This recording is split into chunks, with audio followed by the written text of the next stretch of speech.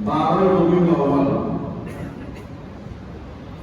একদিক থেকে মাশহুর হচ্ছে মিলাদুন নবী হিসেবে এই দিবসটি খুব খ্যাতি পেয়েছে। মানে হচ্ছে এই দিনে নবী করিম সাল্লাল্লাহু আলাইহি ওয়াসাল্লামের জন্ম হয়েছে। এই কথাটি মাশহুর, প্রসিদ্ধ, তবে সঠিক নয়।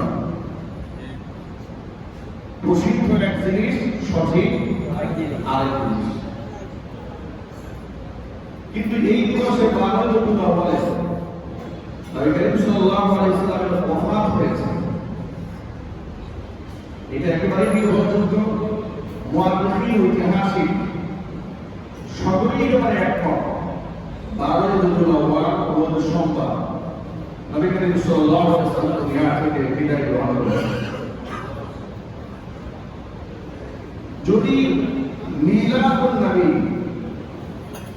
এটাকে প্রসিদ্ধির খাতিরে মেনে নেওয়া হয়, সেই দৃষ্টিকোণ থেকে এই দিবসটি যেমন আমাদের জন্য আনন্দের, আর স্বতঃসিদ্ধ বিষয় যেহেতু ওফাতুন নবী, আল্লাহ নবীর ইন্তেকাল হয়েছে এই দিবসে, সেই দৃষ্টিকোণ থেকে এই দিবসটা আমাদের জন্য অত্যন্ত বেদনাদায়ক। ঠিক কিনা বলুন? আল্লাহ হাবিব দুনিয়াতে এসেছেন, এটা আমাদের জন্য অত্যন্ত আনন্দের। আল্লাহ হাবিব সাল্লাল্লাহু আলাইহি ওয়াসাল্লাম দুনিয়া থেকে চলে গেছেন, এটা আমাদের জন্য অত্যন্ত বেদনাদায়ক। এত বেশি বেদনাদায়ক ছিল এটা সাহাবায়ে কেরামের জন্য, যে ওমর ফারুক রাদিয়াল্লাহু তাআলা আনহু যার ব্যাপারে নবী করিম সাল্লাল্লাহু আলাইহি ওয়াসাল্লাম বলেছেন,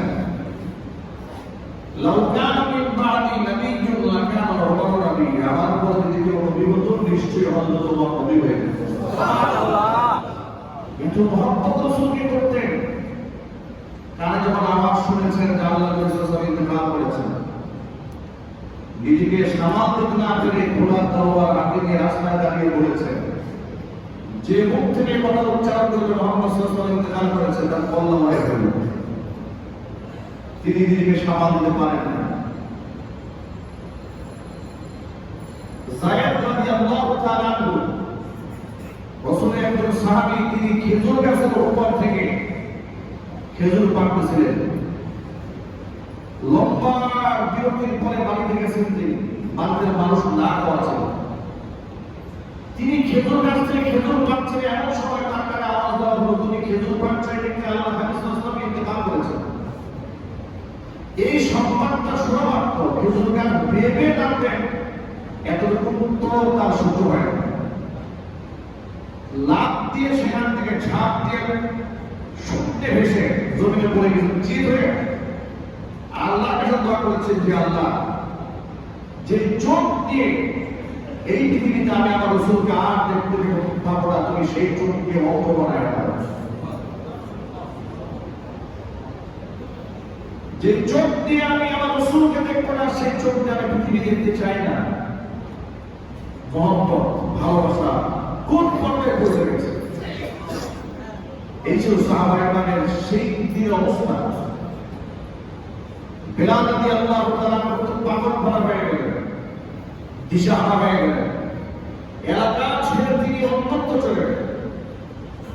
অবস্থা এত বেগতিক হলো, মুসলিম যারা ছিলেন ধর্মান্তরিত হওয়া শুরু হয়ে গেল। মানুষের মধ্যে হাহাকার শুরু হলো। নবী করিম সাল্লাল্লাহু আলাইহি ওয়াসাল্লাম দুনিয়া থেকে চলে গেছেন। এর মানে হচ্ছে 12 রবিউল আউয়ালের এই ঘটনা সাহাবায়ে কেরাম যখন শুনেছেন, যখন জেনেছেন, যখন অবগত হয়েছেন, তাদের দুঃখের কোনো শেষ ছিল না। এটাই মূল ইতিহাস।